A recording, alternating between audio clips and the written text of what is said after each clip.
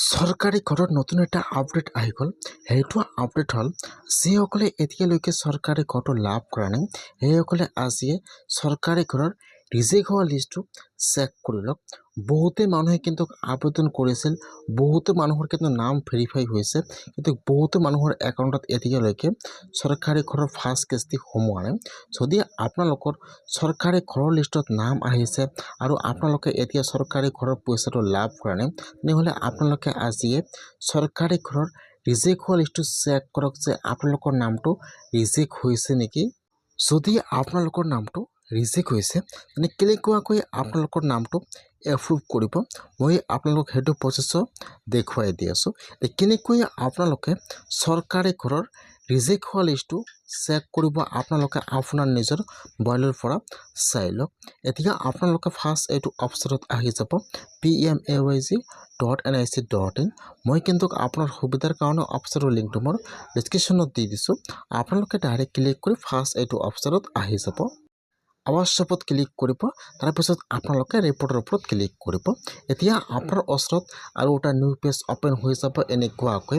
এতিয়া আপোনালোকে অলপমান তলত আহি যাব, ইয়াত চাব, ইয়াত যিটো এপ নম্বৰ অপশ্যন আহি যাব EFMS ৰিপৰ্ট, ইয়াত যিটো এপৰ 7 নম্বৰ অপশ্যন আহি যাব পে'মেণ্ট ৰিজেক্টেড বাই বেংক। এতিয়া আপোনালোকে সেইটো অপশ্যনৰ ওপৰত ক্লিক কৰিব। এতিয়া আপোনাৰ ওচৰত এইটো পেজ অ'পেন হৈ যাব।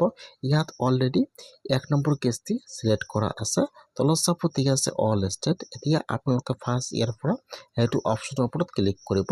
ফাৰ্ষ্ট আহি যাব ষ্টেট নাম, ফাৰ্ষ্ট আপোনালোকে ইয়াত আপোনাৰ ষ্টেট নাম আছাম চিলেক্ট কৰি লৈ ল'ব। তাৰপিছত ইয়াত আহি যাব আপোনাৰ ডিষ্ট্ৰিক্টৰ নাম। এতিয়া আপোনালোকে ইয়াত চাই লৈ ইয়াত আপোনাৰ ডিষ্ট্ৰিক্টৰ নামটো চিলেক্ট কৰি লৈ ল'ব। তাৰপিছত আহি যাব আপোনাৰ ব্লকৰ নাম, ইয়াত আপোনাৰ ব্লকৰ নামটো চিলেক্ট কৰি লৈ ল'ব। ইয়াত আপোনাৰ ডিটেইলছটো সম্পূৰ্ণ চিলেক্ট কৰি লৈ ল'ব, ষ্টেট, ডিষ্ট্ৰিক্ট, ব্লক। তাৰপিছত ইয়াত আহি যাব কেপচা। এতিয়া আপোনাৰ তাত যিটো কেপচা আহি যায় মাইনাছ+ কৰি কেপচা যি হয়, এতিয়া আপোনালোকে কেপচাটো সেইটো ঘৰত বহাই দিব। কেপচাটো বহাই দি আপোনালোকে এতিয়া চাৰিমুঠৰ ওপৰত ক্লিক কৰিব। যেতিয়া আপোনালোকে চাৰিমুঠৰ ওপৰত ক্লিক কৰিব, এতিয়া কিন্তু আপোনাৰ ওচৰত ৰিজেক্ট হোৱা লিষ্টটো অ'পেন হৈ যাব এনেকুৱাকৈ।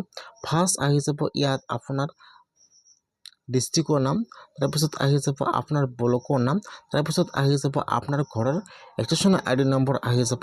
এই ফলত আপোনাৰ ফুল নেম আহি যাব, আপোনাৰ এপ্লিকেশ্যন নম্বৰ আহি যাব। এতিয়া আপোনালোকে আপোনাৰ কোনটো বেংকৰ একাউণ্ট জমা কৰিছিল, ইয়াত বেংকৰ IFSC কোডটো আহি যাব। এতিয়া আপোনালোকৰ নামটো বা আপোনাৰ নামটো কিহৰ কাৰণে ৰিজেক্ট হৈছে, ইয়াত ৰিজনটো আহি যাব এনেকুৱাকৈ। সকলোৰে কিন্তু একাউণ্টৰ কাৰণে ৰিজেক্ট হৈছে, কিছুমানৰ একাউণ্ট ব্লক হৈ আছে, কিছুমানৰ একাউণ্ট আধাৰ কাৰ্ডৰ সৈতে লিংক নাই, সেইকাৰণে কিন্তু একাউণ্টত পইচা সোমোৱা নাই। আপোনালোকে ফাৰ্ষ্ট লিষ্টটো চেক কৰিব। যদি আপোনালোকৰ ৰিজেক্ট হোৱা লিষ্টত নামটো আহিছে, কিহৰ কাৰণে আপোনালোকৰ নামটো ৰিজেক্ট হৈছে, তাৰপিছত আপোনালোকে আপোনাৰ পঞ্চায়ত হৈছে আপোনাৰ আৰু এবাৰ আপোনাৰ একাউণ্টটো জমা কৰিব। তাৰপিছত আপোনালোকৰ নামটো ভেৰিফাই হ'ব, তাৰপিছত কিন্তু আপোনাৰ একাউণ্টত ঘৰৰ পইচা সোমাই যাব। সেইকাৰণে আপোনালোকে আজি লিষ্টটো চেক কৰক।